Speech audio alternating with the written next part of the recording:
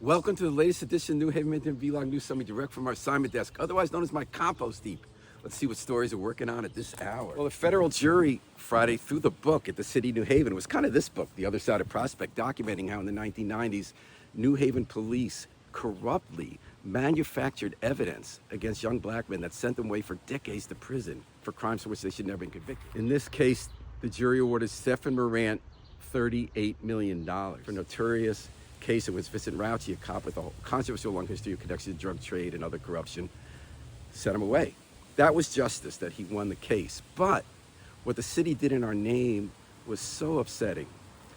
Of course, the Ellicker administration was not in power long ago when this happened, but they made a choice in how to fight back against this case in court. They hired a lawyer and allowed him to argue in court that what Vincent Raucci did in manufacturing evidence and being corrupt was actually okay. We said he did nothing wrong. So of course a jury is going to hear that and say, well, you're still saying that this systematic corruption is okay. So of course the city of New Haven is still culpable. And in our name, when we're trying to move forward as a city after the evil we did to a generation of black New Haveners, we're still putting them on trial rather than the corrupt cops. The buck stops with Mayor Ellicker. He was in a tough position, but he made a choice. He hired the lawyer and he approved this strategy in our name with our money, sold our soul, and now, given all the other cases like this now, that other people are suing for what the cops did to them, he might have sold us into bankruptcy as well. Well, Ferdinand Escaffrey knows how to use a hammer, and we're lucky in New Haven.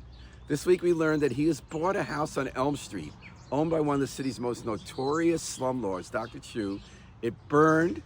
Someone died in that fire. It's laid vacant and blighted.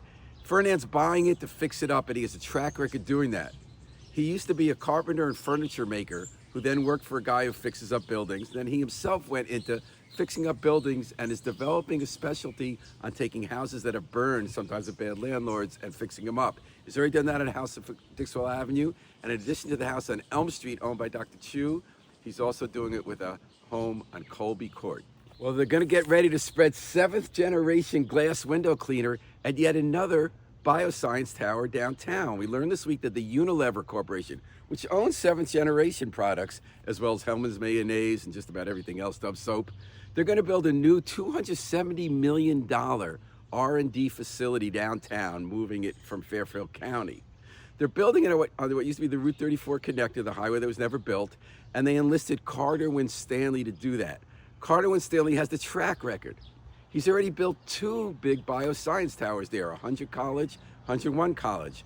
Before that, he rescued the old SNET building at 300 George Street and 25 Science Park. So when they say Carter Winstanley is gonna build a bioscience tower, it's gonna happen. Well, the cold as ice immigration officials from ICE were back in New Haven. They went to Fairhaven to arrest a man as he was bringing his kid to school this week. Something different happened from the past in New Haven. ICE let the guy bring his daughter to school, and then he hid out in the school. That is so different from last year, remember? When ICE agents seized a woman in the Hill as she was bringing her kids to school and ripped her away. I was wondering when I saw this if this is reflective of a new approach of ICE under Mark Wayne Mullen. When he took over the scandal-plagued, vicious agency, he said, we want to get out of the headlines.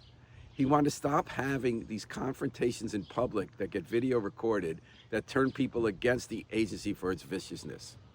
Instead, he wants to quietly just deport more people. In fact, they're broadening their mission to try to get legal immigrants, including people with green cards, out of the country.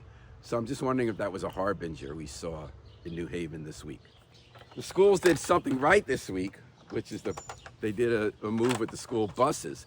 They decided they're no longer going to automatically sign up everyone for a school bus ride to the high schools. The problem is they used to sign everyone up, so therefore all these people who didn't take the bus, they had all these routes, redundancies, and inefficiencies. So let's say a school had to close because the HVAC doesn't work.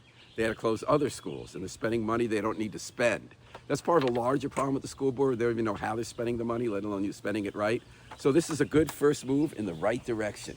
Until next time, this is a New Haven Independent Vlog News Summary. Remember, let's always pick up and recycle our trash while we can.